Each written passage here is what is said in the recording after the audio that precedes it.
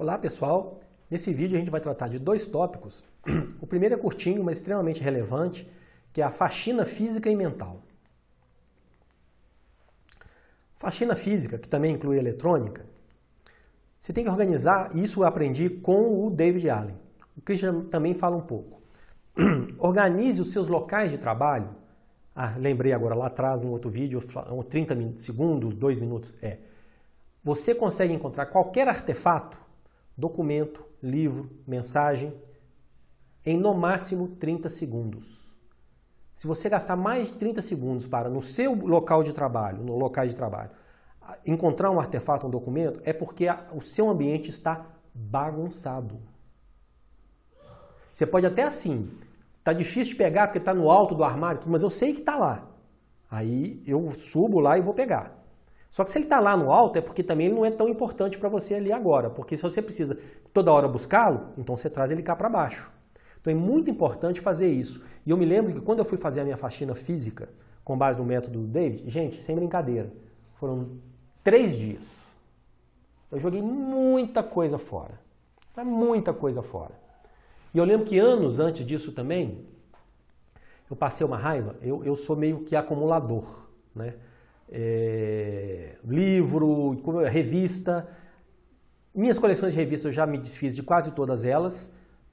Livro, um ou outro eu consegui doar, mas eu tenho uma dificuldade muito grande, então eu tenho muito livro dentro do meu home office e também na despensa lá de casa, né? Mas eu tinha uma coleção de recortes de jornal, vocês acreditam? Principalmente sobre cinema. Até o dia em que ela ficou mais ou menos desse tamanho. Aí eu precisei achar onde que está a crônica do Marcelo, não sei o que, sobre o filme tal. Eu fiquei mais de 2 horas procurando, não achei. Aí eu cheguei à conclusão seguinte, ou eu jogo isso fora, ou eu tenho que fazer um sistema para cadastrar isso daqui. E aí eu fiz a conta, eu vou ficar 1 mês cadastrando isso. Eu gosto tanto assim de recorte de cinema para poder ficar guardando isso? Não dá. Peguei e joguei fora. Agora você tem o Google. Eu entro no Google lá e procuro filme tal, isso, aquilo, e tento achar. Não tem condição, né? Então é muito importante. E aí você fazendo isso vai descobrir um mundo de coisas que você deve jogar fora. Ou no mínimo pôr no lugar que não fique entulhando o seu local de trabalho. Conta paga. Já paguei a conta tem 5 anos. Para que eu vou guardar a conta? Não tem necessidade, não faz sentido. É entulho, né? Chega uma hora que você não consegue achar mais nada. Aí na hora que você precisa do que você realmente tem que achar, aí não acha porque está no meio de outras coisas que confundem. Então é muito importante você fazer isso e até mesmo priorizar. As coisas mais importantes estão à mão, isso daqui está naquele armário alto, eu vou lá pegar. Essa é a faxina física.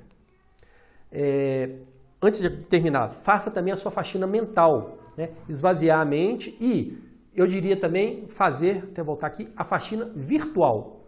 Eu tive que fazer isso também no computador. Eu tenho um plano no Dropbox que é 2 terabytes. Mas eu estou sempre entrando lá, limpando, né? Por exemplo, tudo que eu tiro de foto e vídeo com o celular meu e da minha esposa e das meninas, vai para lá. Pelo menos uma vez por semana, eu entro lá e apago um bocado de coisa. Né? Coisas que eu compartilho durante um determinado tempo, depois eu vou lá e apago. Né? Eu tento manter os meus arquivos e ter um sistema de classificação onde eu também consiga achar as coisas. Já passaram por isso? Você perdeu um arquivo? Não é que você perdeu, ele está lá e você não sabe onde que está. Mas faz busca por nome. Eu não lembro o nome. Né? Então também é muito importante você fazer isso. Então essa aí é a faxina física, mental e de certa maneira virtual. Né? Notificação de celular. Puxa vida, tem um monte de notificação que não é essencial. Eu tiro. Meu celular tem um mínimo de notificações. De tempos em tempos eu entro lá e olho. Basicamente, estou tentando lembrar aqui, WhatsApp, e-mail, se bobear, acho que são só essas 2. Faxina mental. Faça uma LI, lista de iniciativas. Tá? Pode, preferencialmente, ou não, ser derivada de uma roda da vida, que a gente vai ver a seguir, né? De um planejamento de vida, carreira ou qualquer outra coisa que te faça pensar sobre o seu futuro. Eu tenho uma lista de iniciativas que está lá no meu Evernote. Fiz uma faxina mental, defini as minhas prioridades e tenho lá minha lista e estou sempre rodando aquilo dali. Entram iniciativas, saem iniciativas, suspendem, né, são suspensas e depois eu retomo, estou sempre trabalhando com aquilo dali. Né? Coloque a sua lista de iniciativas num sistema confiável, de preferência, na minha opinião, eletrônico e na nuvem, que você acesse de qualquer lugar e que tenha backup. Você consegue programar alertas, fazer atualizações, né? Mexer no aeroporto, no celular, e aí quando você chegar em casa está no computador, classificá-las por prioridade. De novo, qual aplicação, qual aplicativo que é melhor? Você decide. Eu estou com o Evernote. Tem aí o OneNote, tem o Note do Google e várias outras ferramentas aí que nos ajudam nessa tarefa. Vamos agora falar sobre roda da vida e iniciativas, que é meio que vai alimentar, né, esse processo que a gente citou agora. O que é essa roda da vida? Eles falam, né, ela foi criada pelos hindus e é muito usada em coaching, eu uso com os meus clientes, né, e citado por diversos autores. É um sistema de autoavaliação. Tá? O que ela faz? É como se a gente dividisse a nossa vida num círculo com 8 divisões. Né? E em cada uma delas, e são todas fundamentais para a nossa vida, tá? E você coloca o que é essencial para o seu equilíbrio.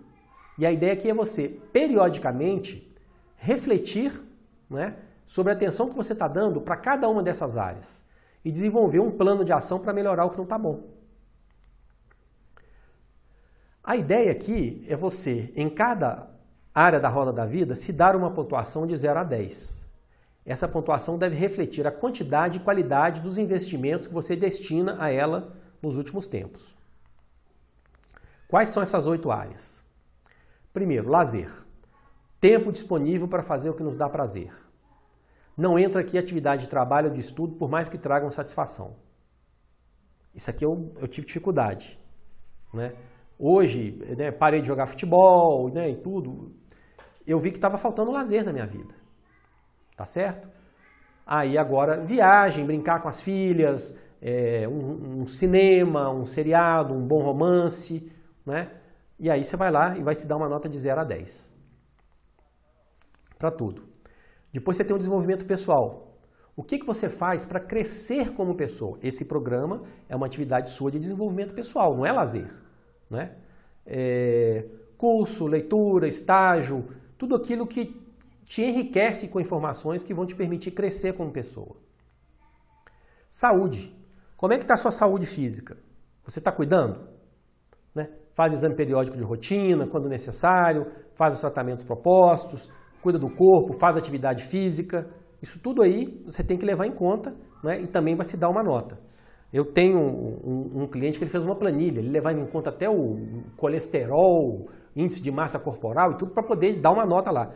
Gente, cada um decide, porque é subjetivo, é você que vai se dar uma nota. Tá? Dinheiro. Não é quanto que eu tenho no banco que vai determinar a minha nota. O que você ganha é suficiente para o que você precisa? Você consegue viver bem com isso? Né? Só voltando aqui no dinheiro.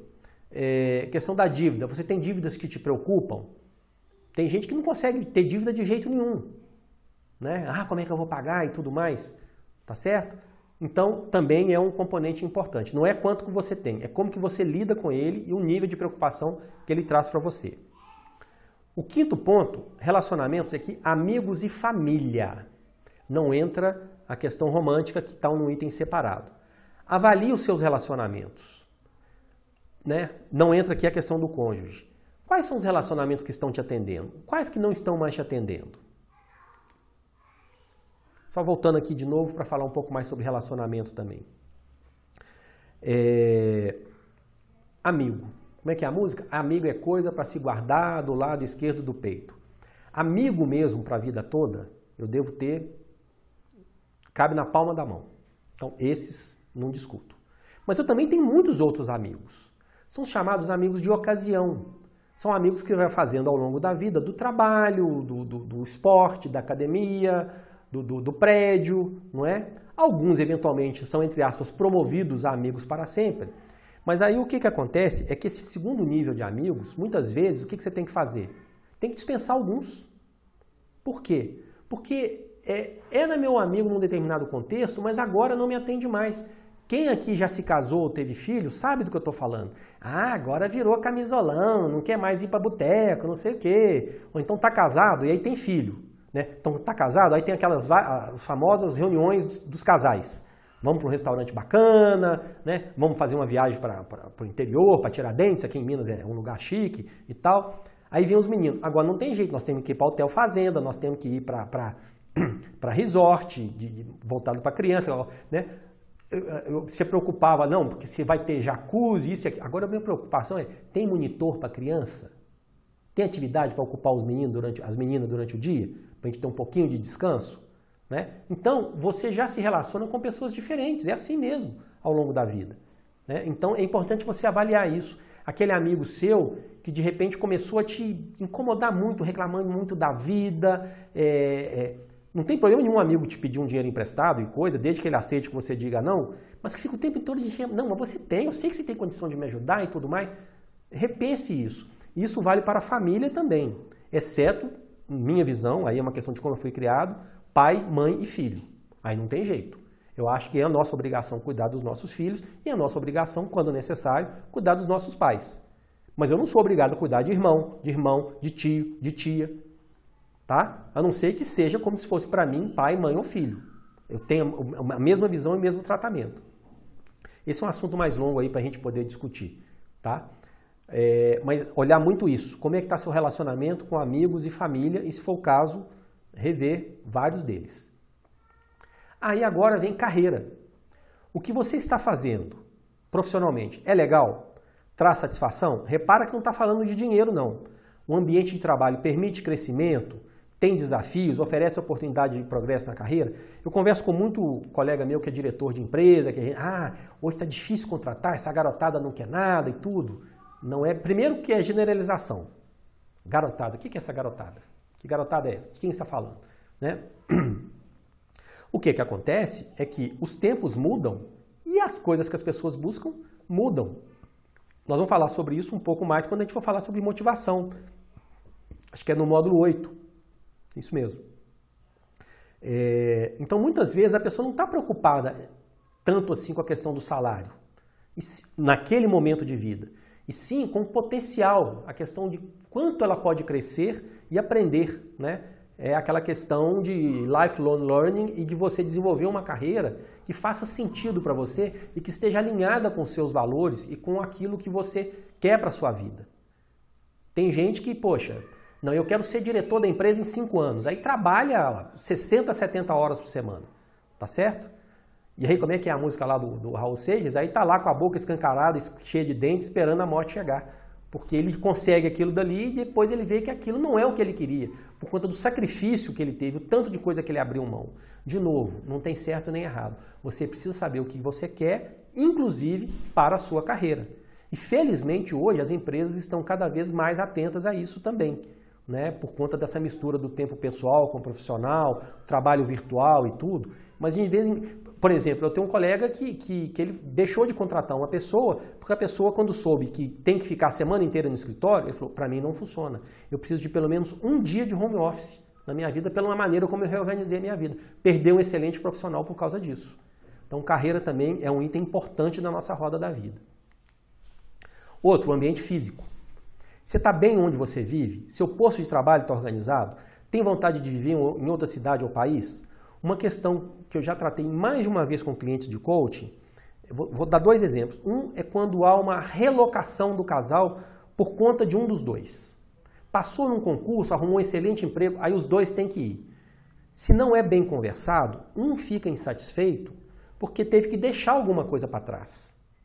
Amigos, família, dinheiro. Então, quando há uma expatriação, vai para outro país, é mais complicado ainda. Então, isso também tem que ser tratado, tem que ser resolvido, tem que ser combinado. Às vezes é uma coisa mais simples. Ivo, eu não estou mais aguentando viver no meu apartamento depois que a gente teve filho, não está cabendo as coisas. Como que eu faço? Falei, vai buscar um apartamento maior, né? Faz as contas, vê o que você pode fazer. E aí foi engraçado, porque passa um mês, ele volta. Ivo, resolvi o negócio do apartamento. Como? Alugou um maior? De jeito nenhum. Eu vi que no nosso está com preço ótimo. Dificilmente eu vou conseguir alguma coisa maior e mais ou menos no mesmo valor. Então, o que você fez? A gente reorganizou todo o apartamento, compramos umas coisas numa loja, compramos uns gaveteiros.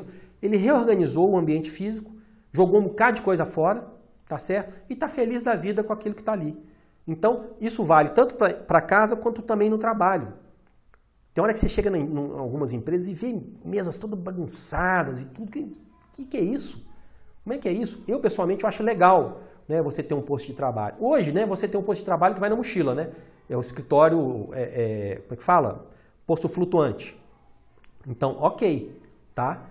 Você chega lá, coloca suas coisas, mas você vê que a maioria das empresas já tem lá um monitor, né, para você poder conectar ali no seu notebook, um monitor grande, tá? Um encosto de pé. Essas coisas são pequenos detalhes que fazem muita diferença. Então, ambiente físico adequado é essencial para você ter uma boa produtividade e viver bem. E é fácil de ser alterado e de ser melhorado. Eu falo que dos itens da roda da vida, tirando essa questão da expatriação, né, de mudar de cidade, coisa, é um dos melhores. Mais fáceis de serem alterados, melhorados. Por último, mas não menos importante, a questão romântica. Verificar se o vínculo emocional estabelecido com o parceiro é satisfatório. Aí aqui, gente, dá para fazer quase que um outro curso, e aí não vai ser comigo, né? Vou ter que chamar o John Gottman, né? Especialista em relações afetivas, eu falei dele também, acho que lá na inteligência emocional. Mas assim, vou dar um exemplo meu bastante pessoal. Eu sou uma pessoa, eu tive namoros longos, 3 anos, 4 anos, uns nossa, uns 3 ou 4, né? Incluindo a Luísa aí, né? A gente começou a namorar em 97 e se casou aí em 2001. E todos, ou quase todos, acabaram da seguinte forma. Vou dar um exemplo. Teve um que eu falei assim, vamos casar. Opa, tá? Como é que vai ser? Vamos discutir isso daqui. Tá, só que para isso, então, nós temos que ter a conversa. Famosa conversa. Aí vamos conversar. O que é conversar? Uma coisa, gente, é o namoro. Outra é o casamento. Para mim, são duas coisas completamente diferentes. Mesmo quando você está namorando e morando junto, eu tinha apartamento, a gente ia para lá final de semana e tal, não é a mesma coisa. Então, vamos sentar e conversar. Sentamos e conversamos. Não só decidimos que não era hora de casar, mas que era hora da gente terminar. Porque na conversa ficou claro que o que cada um esperava da sequência, da continuação daquela relação, era diferente. Para mim estava bom do jeito que estava. E para ela não. Ela queria realmente casar, e aí eu não quero entrar muito em detalhes, mas ela queria coisas que eu não via no meu casamento. Digamos, vou dar um exemplo hipotético, que não é o caso. Eu queria ter filho e ela não queria ter filho. Eu queria muito ter filho. Talvez isso aí seja né? Se isso não for resolvido e depois você se casa, a tendência a se separar depois é muito grande. Então, eu tive uma vez uma conversa dessas com um cliente de coaching e ele depois ele me ligou 3 dias depois. Ô Ivo, eu saí daí da sua casa, na época foi uma sessão presencial, eu peguei o carro, para quem conhece Belo Horizonte, ele pegou a estrada para Nova Lima, saiu dirigindo, sem nem pensar para onde que ele estava indo, parou o carro lá perto de uma montanha, chorou, depois ele voltou para a casa dele, avisou para a noiva que ele ia para encontrá-la na cidade dele, lá no interior, e terminou um namoro mais noivado de 10 anos. Pela reflexão que ele fez em cima da questão romântica, de como que estava sendo tratado aquilo. Que era um pouco essa visão minha, que ele falou assim, para mim tá bom, a gente está junto há 10 anos, encontra quando dá e tudo. E aí ele viu que não era isso que ela esperava. Ela queria realmente construir uma família, ter filhos e tudo. Isso não estava nem passando no radar dele. Ele falou, é injusto eu fazer isso com ela, apesar de eu gostar muito dela. Eu não vou mudar. Então ele foi e terminou. Então a questão do romance, ela é muito importante. Avança, falar um pouco mais sobre isso, eu já tentei achar, não consegui. Eu sei o nome do cara, é o Stephen Canitz. Ele era um economista que tinha uma coluna na Veja, e eu lembro uma vez, é engraçado, eu jurava que era um livro dele, mas não era um livro, foi uma coluna, ou uma crônica. Ele falando assim, eu não sou casado há 30 anos, eu tenho 30 casamentos de 1 ano. Como que é isso? Eu estou com a mesma esposa, a minha esposa é a mesma há 30 anos. Mas nós combinamos. Todo ano no aniversário de casamento a gente senta e rediscute o contrato de casamento. Ele é economista, né, e advogado, para ver se nós vamos renovar o contrato por mais um ano. É igual aluguel, né? Ele senta, tem a conversa, então tá, vamos renovar o nosso contrato. Interessante isso, né? Cria uma coisa, porque tem muito isso, né? Você muitas vezes acha que o cônjuge tá de boa, tá garantido e tudo mais. Eu até sinto isso em relação à minha esposa, mas eu trabalho por isso e vice-versa. Principalmente depois que vieram as meninas, né? A gente tem uma relação de amizade, de cumplicidade, que é uma coisa que... Vou até bater na madeira aqui, desculpa. Não sou muito como é que fala? Supersticioso, mas é bom. Porque é fantástico, eu acho o casamento uma coisa fantástica e maravilhosa. Agora, se dá errado, então não tem jeito, você tem que quebrar aquilo. E o melhor é quebrar o quê? O quanto antes possível. Então a questão romântica também ela é muito importante na roda da vida. E é isso, gente. Um abraço e até o próximo vídeo.